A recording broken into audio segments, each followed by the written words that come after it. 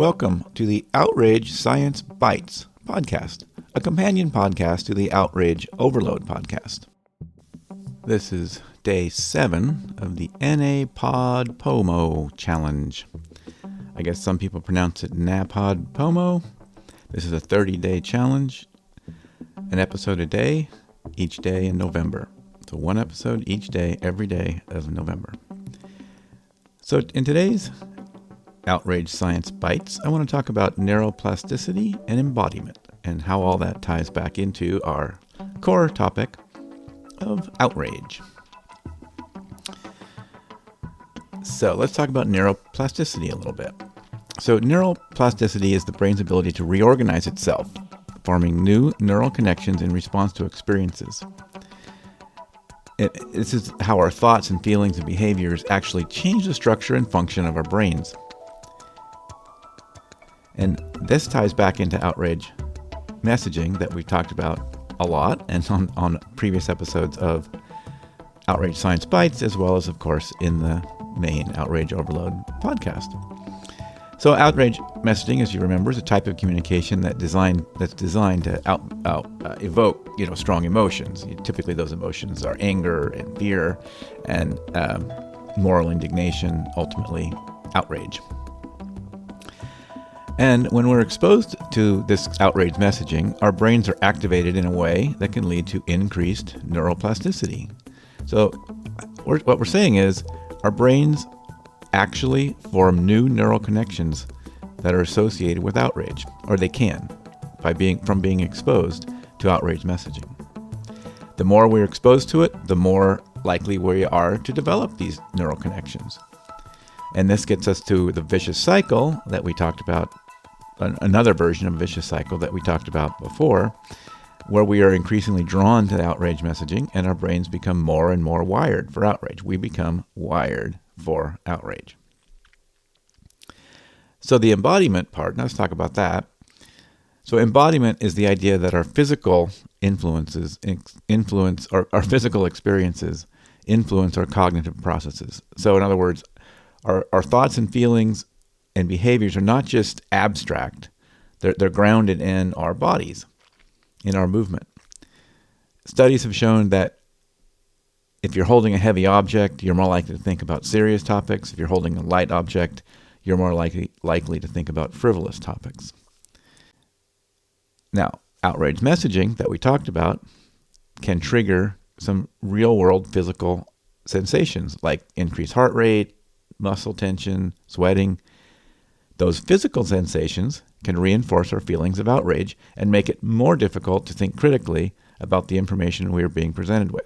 So our brains don't work as well when we have those physical sensations going on. And all of this feeds back to the other thing we talk about, which is the affective polarization. This is the tendency where we have negative feelings towards people who hold any opposing political views, people in the other party, people on the other side, quote unquote. And we've already talked about how outrage messaging contributes to affective polarization by making us more likely to view our political opponents as enemies. They're evil, they're bad.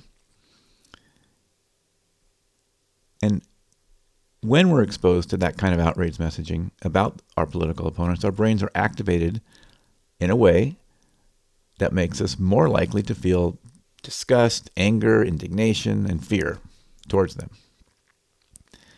And the more we're exposed to outrage messaging about our political opponents, the more likely we are to develop these negative feelings. And here we are again with the vicious cycle where we become increasingly polarized from our political opponents and less likely to engage in constructive dialogue. You hear a lot of recurring themes in these science bites.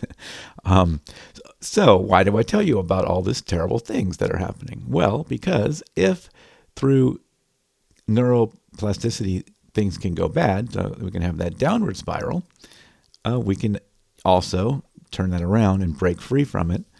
And how do you do that? Well, if you can have those physical experiences can take you in a bad direction, you can also by using the embodiment idea, you can have physical experiences help you break free from those ingrained patterns. So what I mean is we can use our bodies to help us think more critically. So let me say that again. You can use our bodies to help us think more critically. We can be more critical of the outrage messaging that's coming at us, and that can in turn reduce our affective polarization, our negative feelings toward those on the other side. And so here are some specific ways. I mean, let's get down to it. So a few things that just like, it may seem like it's new agey stuff. This is real science that has been shown to be effective. So we can actually use our bodies to break free from outrage messaging, basically, and some of these negative consequences. So first is just plain old exercise, and that doesn't have to be even a big exercise. So movement, just get some movement, walking. If you do more than that, that's great, but it doesn't take that much. And exercise is a lot of benefits from that movement, and so it can reduce stress and improve mood, which then can spiral those same effects back in the other direction. Meditation. So meditation may sound like a new age thing, but there's lots of science about that as well, that it actually has quite a bit of effect. And I'll probably have an episode about, even though we are not, again, sort of a self-help show, I will probably have an episode about the scientific side of meditation to sort of talk about, what science has shown about sort of that it does work, and sort of some of the theories and ideas about why it probably works. And finally, one of my favorites is getting out in nature. So a lot of science has shown that being in nature can reduce stress and improve our mood. So it also has been shown to help us feel more connected to the universe as a whole, I guess, the world, the outside world. Makes us more connected to others, but also, I think, to the whole world. So the point being that, while I scared you, I guess, maybe this is outrage messaging. I don't want to end with the outrage messaging part. So there is outrage media can sort of exploit neuroplasticity to actually change the function of our brains. And embodiment can have the physical effect can exacerbate that. So what we can do is we can rotate that backwards, again, by unspiraling the bad things and turning that into a positive, right? So we can actually help rewire our brains back for a more positive and constructive, and also a more rational, or be better at critical thinking as well, because we aren't letting that physical side take over. So I guess that's how I'll conclude this one. Just kind of reiterate what we talked about. So we talked about neuroplasticity and embodiment, and how they relate back to outrage and affective polarization. Talked about how outrage messaging can exploit those tendencies to rewire our brains. And those physical experiences can help us, and how those physical experiences can help us break free. So how we can use movement to help break free from that pattern. And so we can by engaging in activities, that reduce the stress, improve our mood, and help us think more clearly. We can rewire our brains back in the other direction, towards the more positive side and constructive thinking. So a little bit rambly there, but hopefully that made some sense, and you got a little bit of a picture of these scientific tendencies and how they impact, or how they play into outrage. So that's it for this episode of Outrage Science Bites.